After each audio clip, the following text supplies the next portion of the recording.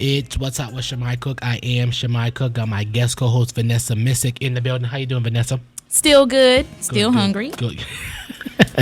And we got another special guest in the building. He is the senior class president-elect here at NCCU. It is Mr. Marcus Spates in the building. How you doing, Marcus? Awesome. I'm doing great. Thank you so much for having me today. No problem. No problem. How does it feel to be the senior class president-elect? It feels great. It's surreal. I'm not surprised, but just really trying to, take it all in. Yeah. It happened very quickly, but I'm excited for the challenge. I'm up for the challenge. Good. So what type of things do you want to, you have in store for your class this coming up year? Yeah, I have some really big goals that I want to achieve next year. My main thing is just to have a dynamic and engaging administration. Okay. Be as transparent as we can about the conversations we're having. Gotcha. As well as promoting the work we do. A lot of student leaders, they get into the work and they do the work, but the student body is not always in on those conversations. So we want to make sure the seniors of the class of 2025 have their voices heard and understand that we're having those conversations that they're very interested in. What type of things have you learned through your experience with SGA? I know you are part of the political action, right? Yeah, political action committee. How does that? What type of things have you learned to prepare for this role as senior class president-elect? Yeah, that's a great question. I currently serve as director of political action and community engagement. I've learned a lot with networking. You can't work the same with one person that you do the other. Right. The same, this is smart. Yeah, this is true. Same with staff and the same with students. And one thing I've learned throughout my role is incentives. I know that's right. Elaborate on that. No, that's a really great point. Elaborate. Yes, I think a lot of students they need incentive to get out their room to be engaged, especially when something that a lot of students aren't very excited about. Voting. So almost every event that I put on this year had some type of incentive, whether that was the political action fair when they got slushies at the end, or if it was the Black Joy Jamboree when they got Crib and Kicker at the end, or if it was the Sword to the Polls when we invited the band and the cheer team to do performances. So no matter what the type of incentive is, they want to make sure they get something out of it. Well, with incentives, that costs money. So how do you deal with that, those type of adversities when it comes to funding and stuff? I know every organization gets, I think, $3,000 a semester, right? A year, right? Am I correct? I'm not sure the exact number. Yeah. I know you get some money for. Yeah, we do get money that's set aside for students and their resources and student organizations, especially the bigger ones like SGA or SAB. The university is good at, they know it's not just academics. They want to make sure their students are involved on campus and enjoy their 4 years here.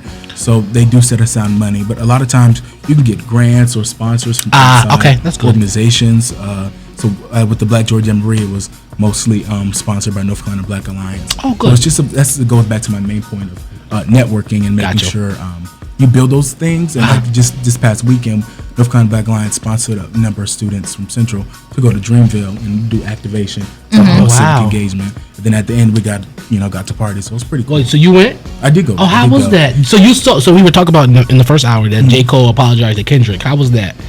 Yeah, I really didn't have a stance on it. I was just like, play that song, please. Right. I'm just here to hear my jam. It is so ironic because that was part of your platform, Dreamville. Yeah. So are you a J. Cole fan or something like that? Are you just like that music festival? Yeah, I am a J. Cole fan, and I also am from Fayetteville too. Oh, so wow! I thought it was a cool. I was born in Fayetteville, and I grew up in Charlotte. So why you didn't go to Fayetteville State? I'm not really sure. My family went to Fayetteville State. So Okay. they was like, you gonna come to Broncos? I was like, I don't know about that one. I don't know. Okay. Go ahead, Vanessa. Okay, so earlier you mentioned being committed to the transparency within the student body. Like, you start work and they're not always there for each part of it. What ways do you plan to follow through with that commitment to making sure that everybody is involved and aware of what's taking place? Yeah, so it can be small things and big things. So like big thing would be like newsletters, put it in the emails, put it in the Instagram post to say everything you did that month. And you can also be little things like promo videos don't have to only be promoting an event. You can say, hey, today we're with the senior class council and we met with the chancellor's office, or we met with the graduation committee, Okay. things like that. So it doesn't have to be this big, hey guys, look at this, but it's just making sure they're, like you said, a part for every step of the process. This year we did great with advocacy surveys, and putting those out. So even if you can't come to the meetings, the open meetings or anything like that, you can still, type what you want to say, and we'll handle it from there. That's at the end of the day, that's our job. We're elected officials from the student body, so they shouldn't have to do the legwork. Right. According to Fizz, Fizz is a big part of our culture here at Central. Yes. But they say a lot. They say SGA don't do anything. Allegedly. And I'm going to admit, you guys do some stuff, but you guys just don't do a good way of marketing. So how do you plan on this coming year? How do you plan on changing that marketing? Aspect of making sure students know that this is what we're doing. We want you guys to come out. What is your your agenda to change that perspective of SGA quote unquote doesn't do anything? So that's an interesting point.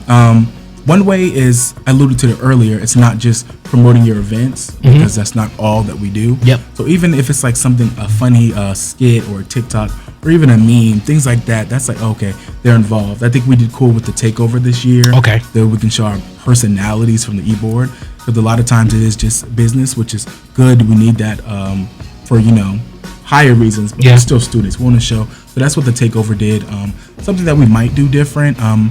I think once we get more diverse leaders, and not just people that are already student leaders or in the same clique or anything like that, but we can have people from more than just the communications department do PR. Everyone has great ideas. Yeah.